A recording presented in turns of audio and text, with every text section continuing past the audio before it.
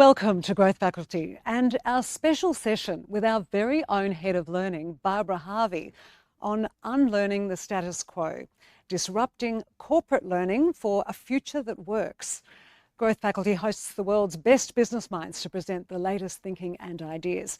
And in a moment, Barbara will join me here in the studio to reveal the results of our recent survey on learning and her hopes for future workplaces where continuous learning is enjoyed and embraced. I'm your MC, Christine Kinninmonth, and a warm hello to our members and enterprise clients. And if this is your first ever event with us, welcome to our learning community. We're broadcasting live from the inner west of Sydney on the traditional lands of the Gadigal and Wongal peoples. We'd love to see you too. Post a picture of you or you and your team watching this session on LinkedIn or Instagram and tag us at Growth Faculty for your chance to win a wonderful book prize. So let's get underway. As I said, Barbara Harvey is Head of Learning at Growth Faculty, and she brings a wealth of experience with over 10 years in the workforce learning space. Barbara is driving the evolution of Growth Faculty's learning model by creating new learning approaches, building a network of learning experts, and welcome to those of you who are with us today. She's also studying what learners want and developing ways to make learning more engaging and motivating for teams. Barbara, it's great to have you join me here today. So I'd love to know, what can we expect over the next 45 minutes? Thank you, Chris. Thank you for the introduction. Well, what can you expect? I hope to deliver a meaningful social learning experience. I'm deeply passionate about this topic, about the future of learning, and it looks like you are too. At Growth Faculty, we have been overwhelmed and pleasantly delighted by the response to this topic, by the session itself, and also to the surveys. Yesterday I had a look at the registration list for the session and I was tickled pink to see such great thought leaders in learning, learning professionals, learning consultants. So thank you for joining us. I ask you to contribute to the conversation today as well as enjoying the content. I ask you to join in the chat. I'd like you to ask questions and also engage in the polls so that we can collectively enjoy the experience and the intelligence of the group that we have with us today. Chris and I are in the Growth Faculty studios in the city on Gadigal land today. So I'd like to know where you are. Are you in the office? Are you on site? Are you working remotely? Or are you somewhere else? Perhaps you're sitting on the sidelines of your child's swimming carnival and you're half watching, but I'd love to know where you are. So a little bit about me. So as Chris said, I'm the Head of Learning at Growth Faculty. Full disclosure, I am a tragic learning nerd, and really I had no chance to be anything else because I am the child of an academic and a school teacher. So when I was growing up, if I asked, why is the sky blue? I never got an answer. I was just handed an encyclopedia and asked to follow my curiosity. Of course, it's served me well, and it's led me to continue to question what learning is all about. I have over 20 years of experience in education, and this began as a drama teacher in South Africa, teaching at-risk youth. And that grounding in theatre and drama still stays with me today. And I've spent the last 10 years in workforce education, ranging in all forms of learning, in-person, digital, hybrid, synchronous, asynchronous, micro-learning, you name it, I've been part of it. And of course, I'm so proud of the work that we do now here at Growth Faculty. So I'd also like you to write in the chat your role, your organisation, and I've asked you as well to note your impact. Now this could be the amount of learners that you impact, this might be the impact that you want your work to have. So a little bit about today. I hope to take you on a journey. I've been really thinking deeply in my role here at Growth Faculty about where is learning headed? Where are we going, and what is ahead and what is needed to move forward in this ever-changing world? So we've conducted some surveys, and today I'm going to give you a preview of the results of those surveys. I have some insights around the surveys because I do love a bit of drama. I'm also revealing some tensions and conundrums that have surfaced through this work. And finally, I know it's said on the cereal box I was going to talk to some learning strategies, but when I sat with my 250 slides and 25 insights on Friday, I thought, I don't know your context, and I think what would be more value to you as a group is if I can continually ask you questions and ask you to join the dots, between what's happening in the industry and what you need to do as a learning professional to stay afloat and stay ahead of the game. So the first thing I wanted to do as we looked into the future of learning was to look back. And so what I thought was really important is to go back to the origins of learning and to understand, why do we learn as human beings and what formats of learning have endured? And if we think about Australia, we live in a country that hosts the longest living culture in the world. And that culture has been enduring due to the formats of learning that remain true today. The formats of storytelling, of community, of collaboration, of learning through guidance, through mentorship. And if we think about that, that has endured as we have worked through the centuries of learning. We've picked up other formats of learning. If we think of Greek civilization, learning in the agora, in the theatre of debate. We've moved through to compliance learning and learning in the classroom, and then into e-learning, which allowed accessibility and scalability of learning. And my position today is that we are at the most exciting point of workforce learning that we ever have been in. We're at a point where we have removed the barriers of scale. We can deliver learning across the globe, across time zones.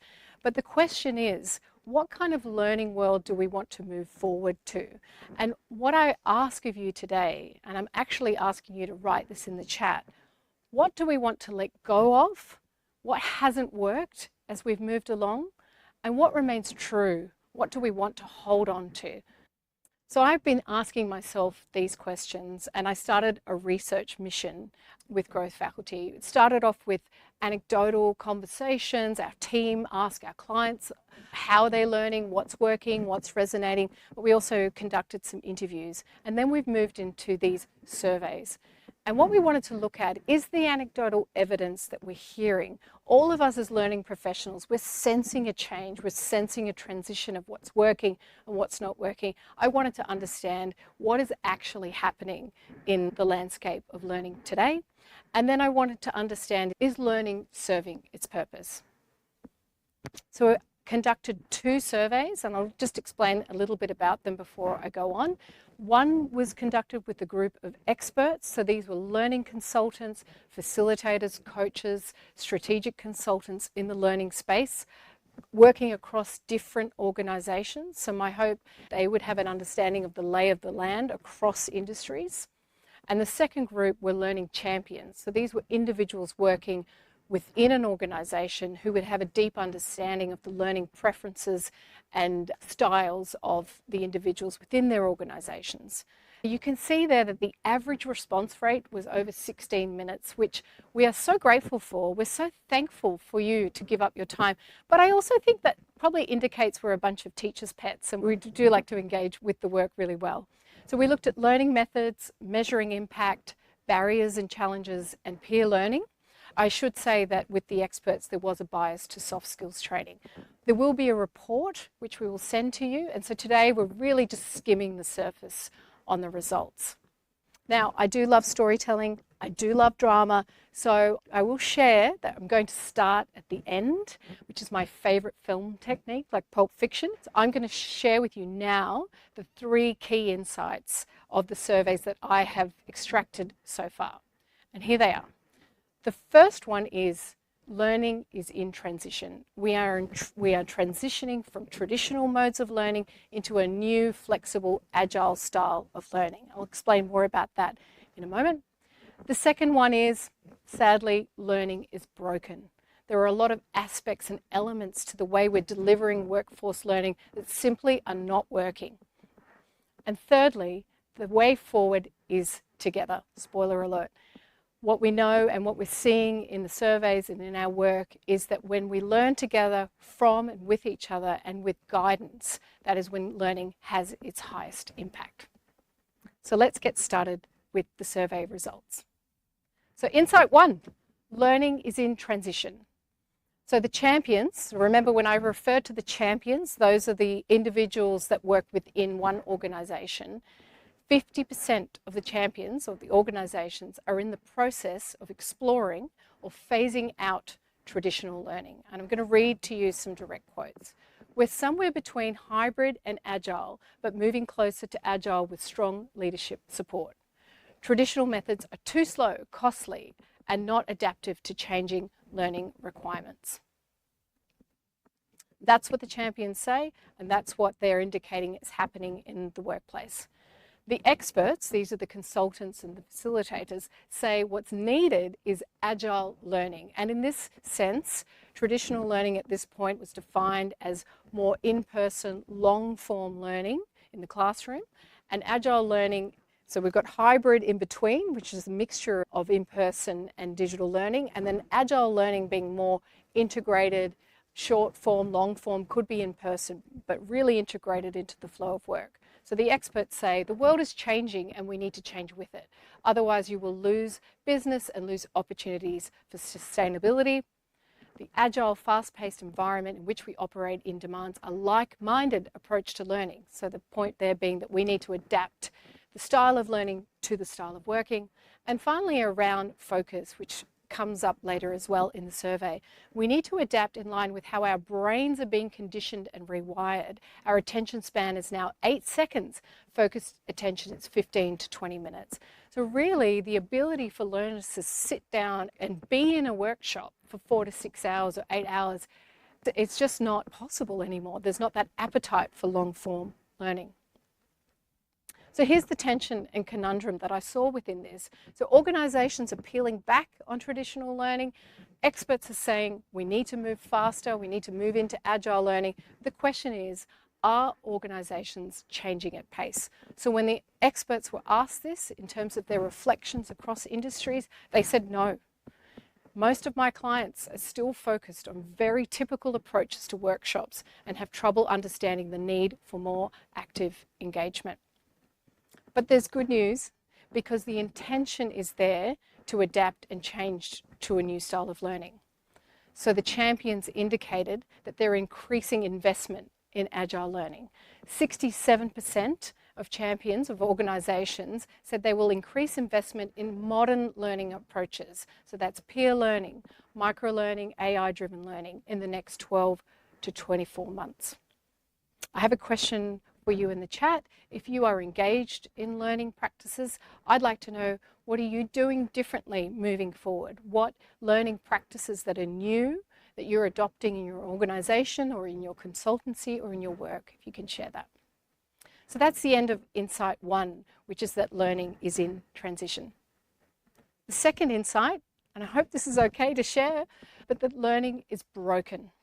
So what we saw through the surveys was a trend and an appetite for more self-directed learning. And I want to propose a challenge with that there is a request and a desire and a need for self-directed learning, but it has a problematic premise. And that is issues around motivation, focus and distraction, and choice overload. And I'll talk you through that. But I want to start with a poll around self-directed learning, and it's really less of a poll and more of a confession. So I want to ask you, have you ever signed up for an online self-directed course and not completed it? I want you to be honest. I know we're teachers' pets here, but let's be honest. Now, I actually don't need to see the results because I'm guessing the answer will be 1 and 2, I'm hoping anyway, because my proposition today is that self-directed courses have become the abandoned home exercise bikes of learning. They may be well designed, you may have good intentions to do the work, but the reality is we get distracted, we lose motivation, and they simply end up in the garage or in the front of the street. Are we able to show the results of the poll? Yes, there we go, there we are. We're being truthful here. More than once, yes, more than once. So the data doesn't lie in this case. Fantastic. So that is one challenge, is around motivation. We could probably speak all day about that. The second issue is around time and focus for learning. I'm going to share the data, but you're going to know this to be true.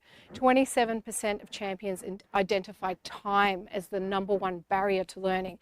And part of the issue is that because learning is shaping and changing from a less structured and formal and time-bound experience of sitting in a classroom, learning is now interspersed with work, it's easy to become distracted away from learning. It's easy to deprioritize learning because the work is seen as taking a priority. So we see here some of the quotes where people find it hard to make time to learn. People see learning as taking away from their real work. And this is particularly problematic, which we'll talk in measurement, if the learning is not tied to business outcomes because it's seen as a nice to have or optional.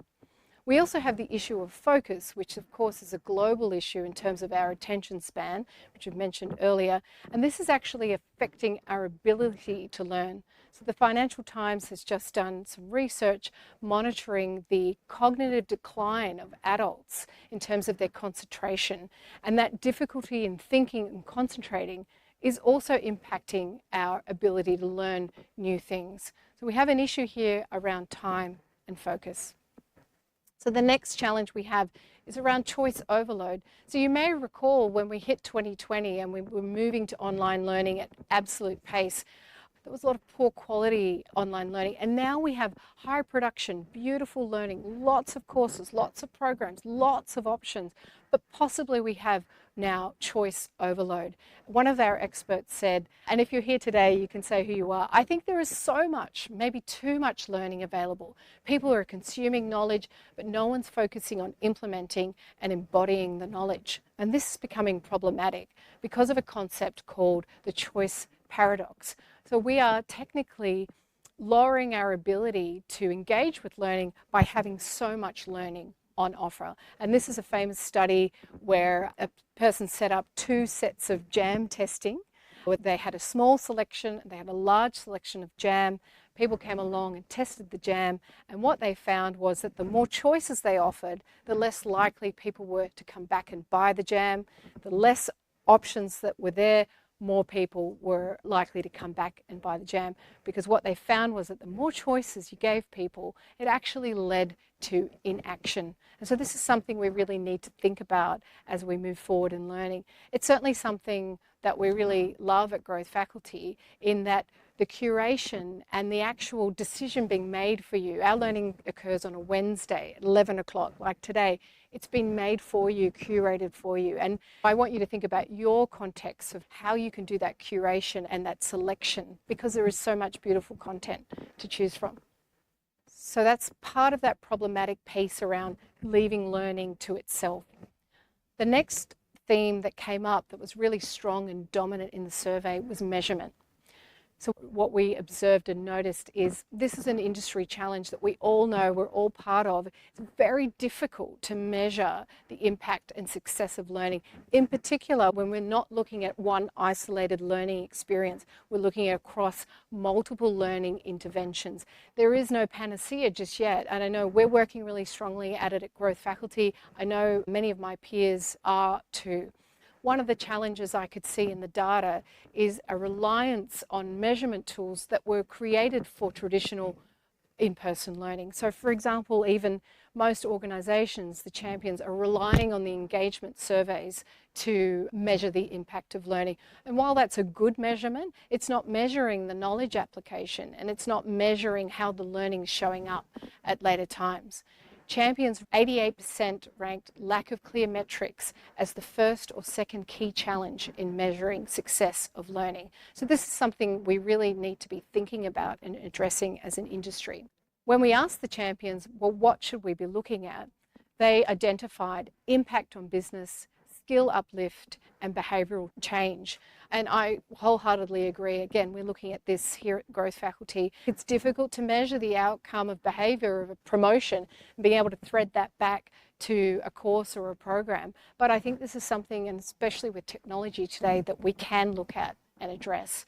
The issue, of course, with measurement is that we're in business. The amount of times I speak to L&D professionals and we're fighting for budget, we're fighting for prioritisation of learning. So there's a real warning here, because if learning does not identify clear metrics, the issue is you can have a lack of leadership buy-in, and then learning is seen as an offering, as a side dish, which means it gets deprioritised, which leads into what I term, and sorry, I do apologise, there's some drama coming your way, the perfect learning storm.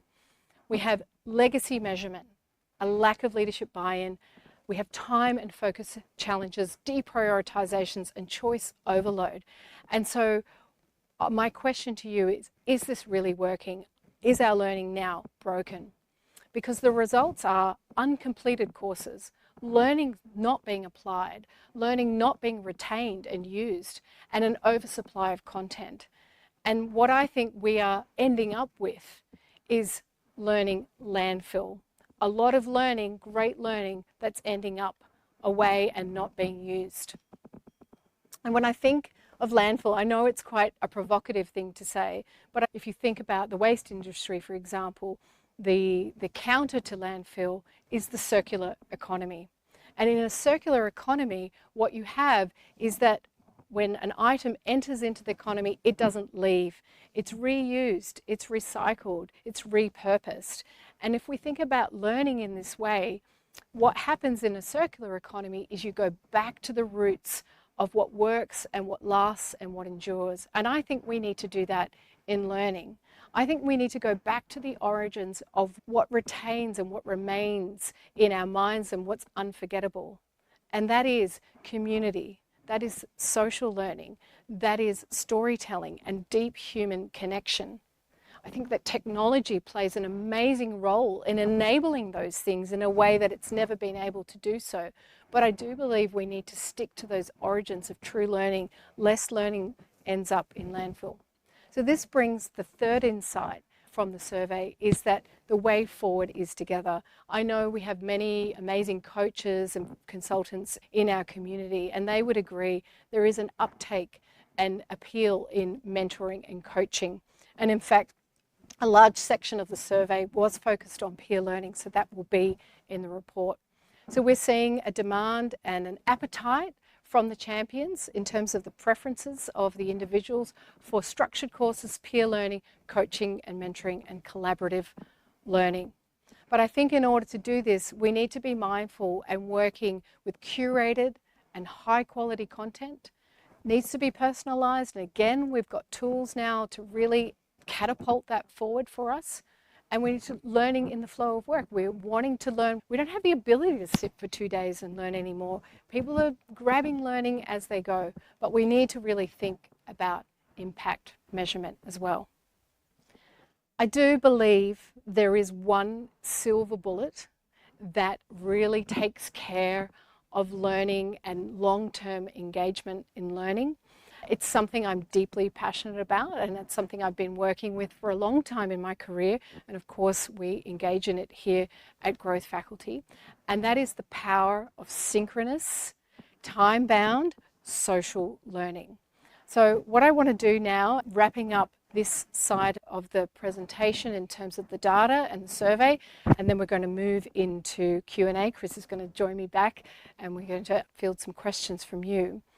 I'm going to tell you a story, and it's the story of the night Australia held its breath when the Matildas played France in the quarterfinals of the FIFA World Cup in 2023. And as I tell this story, I want you to do two things.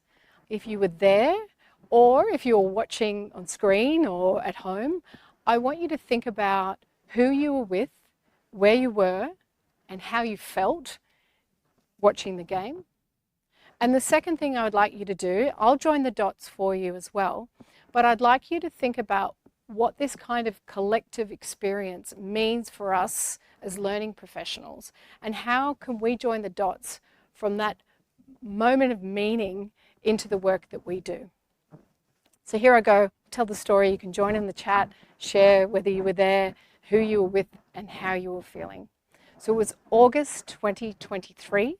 And the Matildas were the darling of the nation. They were all set to hopefully get into the semi-finals.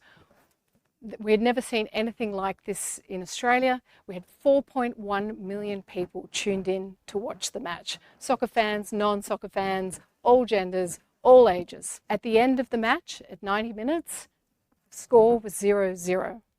And what proceeded after that was extra time, and then it went into penalty shootout to decide the final moment of the game. It was the longest running penalty shootout in women's soccer history, 17 minutes. And if you were watching, you'll remember what that felt like. It was excruciating. It was uncomfortable. It was exciting. And it was, of course, exhilarating when the final goal was kicked by Courtney Vine and Australia got into the semi-finals. And the images, of course, are ingrained in our memory. And I'd like to propose to you that that was a collective moment of social experience that we experienced together. And we experienced it with deep emotion and excitement. And I'd also like you to think about how would that have felt if you'd watched it the next day on replay? Would you have fast forwarded through the 17 minutes to get to the final part of the goal? Or maybe you did, I don't know. Would you have felt the same if you already knew the results? Would you have felt the same if you weren't experiencing that with 4.1 million other Australians? And so what I ask you to think about is, this is the power of having a collective social learning experience. I know that's very high stakes and drama. I'm not necessarily asking to replicate that in your boardrooms or in your learning experiences, but how can we ensure that we can have that kind of level of connection, because that's what endures, and that's what you remember, and that's not what ends up on the shelf and forgotten. So really, that is my message for you today as you think about going forward. I'm going to ask Chris to join me here on the chair to field your questions. As I said, this was a skimming of the report. I hope you've enjoyed those 3 key insights. There are many more. There's a lot more content within the survey itself. So I will send that to you, and we can also have a follow-up session on peer learning if that's of interest to you. So thank you very much. Chris. Oh, absolutely wonderful. So riveting. I really enjoyed that. And the storytelling at the end, it shows the power of story, doesn't it? You were talking about Indigenous storytelling as well, and just how it's come through. And now learning, obviously, really benefits from storytelling. We're all relating to that. Thank you very much. We're getting questions coming through now. First question is, with bite-sized content becoming a preference and with the time constraints, how would you promote this as a training method for leaders? I think the important thing is to think about is that the learning preferences have changed. So in terms of you're delivering the learning that people are wanting and that they're happy to consume. So like we see that sometimes it's a podcast, sometimes it's a short clip of a video. I think we have to be careful though that we're following that up with integration and application. So I think that's really what leaders are looking to see as well. It's not just an offering of that form of content. You need to be able to join the dots then to how that gets applied back into their work, and preferably if you can map that to the capabilities that you're trying to develop. Okay, so thank you for that. Here's another question. I feel the push and pull between organisational efficiency and desire for growth. How do we hold the push and pull so that we can create space for quality learning? Oh, that's such a really deep question, isn't it? These are doozies. This is a big question. I think what speaks to me when I hear this is a culture piece, really. This only works if the organisation and the leaders really value the power of learning. Because I do understand at this point, without strong metrics, we are asking for a bit of a leap of faith. We all know this to be true. We're learning professionals. We believe in the power of learning. We've seen transformational learning. We know it works. And there is a lot of data to prove the power of investing in the workforce. But it's really about being able to embed that learning culture and being able to prophesize the value of having learning as the central force of your organisation, for it to be as important as the business. Now that is a mindset shift for some organisations. As I said earlier, if learning is seen as a side offering or a side dish or nice to have or it's a perk, then this doesn't work, what you're asking. You can't advocate for that level of commitment to learning if that's how learning is viewed, because they just simply won't invest. They won't see the value in it. It has to be something that is deeply valued and understood. So I think then the work would be to really make a case at a really high level.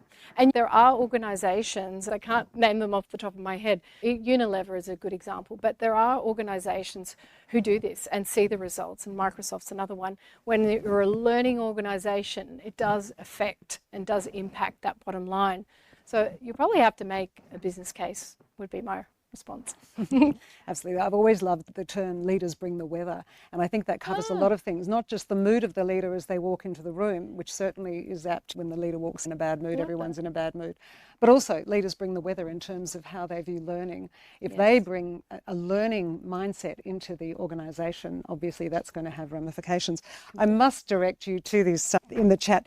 Ken Wallace says, I constantly fast forward football games the next day instead of watching them live, and they are never the same and they lack any kind of emotion. So thanks for that, Ken. Thank you, Ken.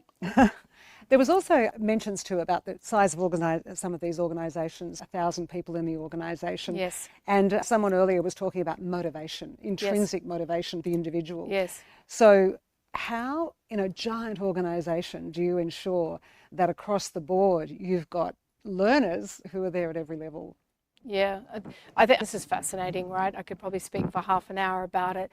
I think motivation is really, really interesting in terms of learning, and I think we're not quite getting it right, because I think we've thought, okay, let's hand over autonomy to our people. Let's give them agency, they're adults. And I think we've over-indexed on that, and we've forgotten the importance of guidance. So if you think about the exercise bike, if you think about the gym and fitness, if you don't have classes, if we don't have a personal trainer, if we don't have guidance, if you don't have accountability, the reality is most people don't show up.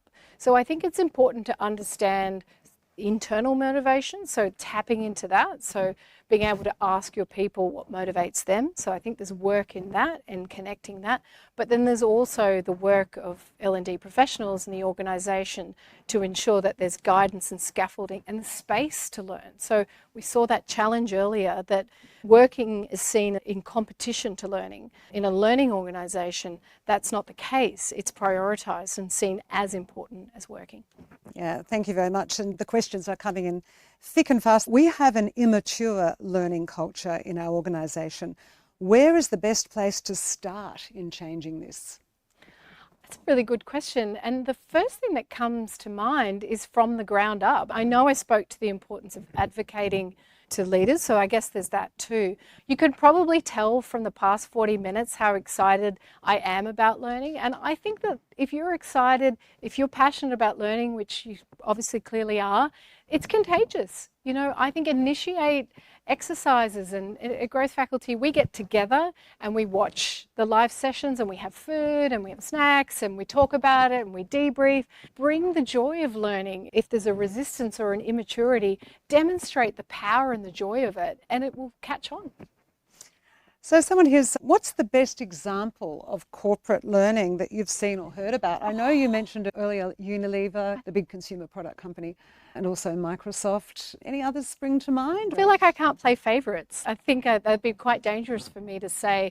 So I will not name names, but I think what I have seen to be successful is when there is certainly buy-in from leadership. I think that also when the work is done around understanding what the people want and need. So I've had examples of failed attempts at large-scale delivery when I haven't really understood the generational needs of that learning, but I've learned from mistakes that it's really those two pieces. When organisations are really invested in the learning, but they're really attuned to what people want, because there's nothing worse than delivering a set of learning and programs that don't match what people need and want. Indeed, that's so true. We're receiving requests for different learning preferences and modes. Might a neurodiverse person prefer reading rather than participating in social learning? You were saying about how social learning is so important. That might not suit everybody. Yeah, that's very true. And I don't think necessarily social learning needs to be we're all talking, we're all communicating. There's different ways to engage in social learning. It can be asynchronous too, so you're engaging in it when you're comfortable. I do think that there's a myth of learning styles now. Adam Grant talks about it, that people are this way or that way, but I do feel our job as learning professionals, and if you're a designer, is to cater to many needs. So I think it's really important to understand neurodiversity and how it impacts in learning, putting people on the spot, for example. I think it's really important that you understand the different preferences and needs, and generationally, but that you deliver options. Then it's about delivering different styles and formats as well. Talking of options earlier, when you were asking where everybody was coming in from, and people were saying, I'm sitting at my dining table, other people were in the office.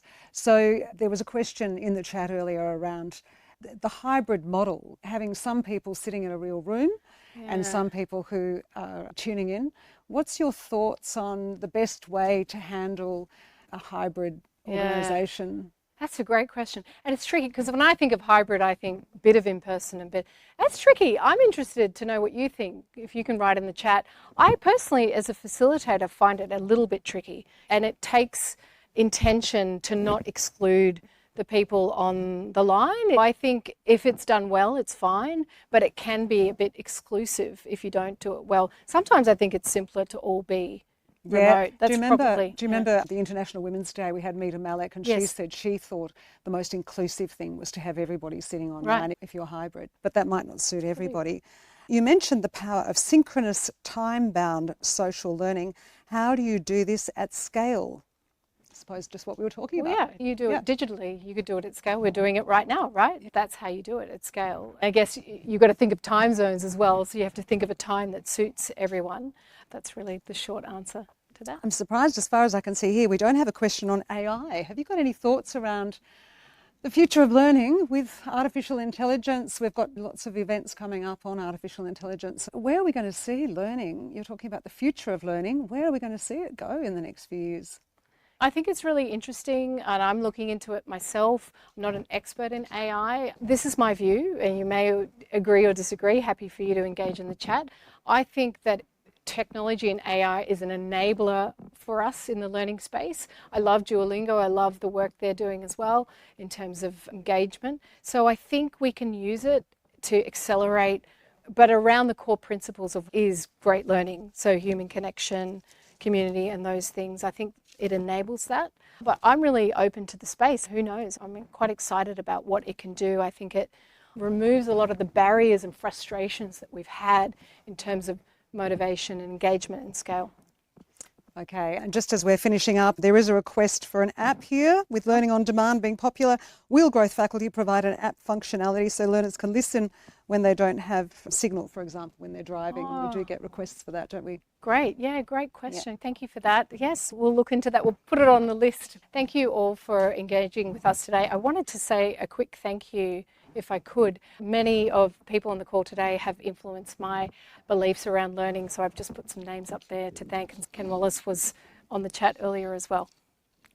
Thanks very much, Barbara, and really, really appreciate everybody being here today. Thanks so much for being with us. We would love a Google review. If you have any opportunity to post a Google review, that would be wonderful. And we also would love your feedback. Of course, you can put in there, mention that app. And there is a book prize draw for those of you who post a picture of yourself or you and your team to Instagram or LinkedIn and tagging us at Growth Faculty. We really do want you to continue to access the world's best business minds. There is a full program of live virtual sessions here at Growth Faculty. And if you get in quick, you can join our 3-part Emerging Leaders program for Rising Stars. That's starting tomorrow. If you missed that one, we've got upcoming masterclasses and book clubs on artificial intelligence and future-ready leadership and a lot more. It's all included in Growth Faculty membership, and if you are a member, thanks so much for being part of our learning community. So a big thanks to Barbara, really fascinating Barbara, and on behalf of Barbara and myself and all the team, thanks for being with us today.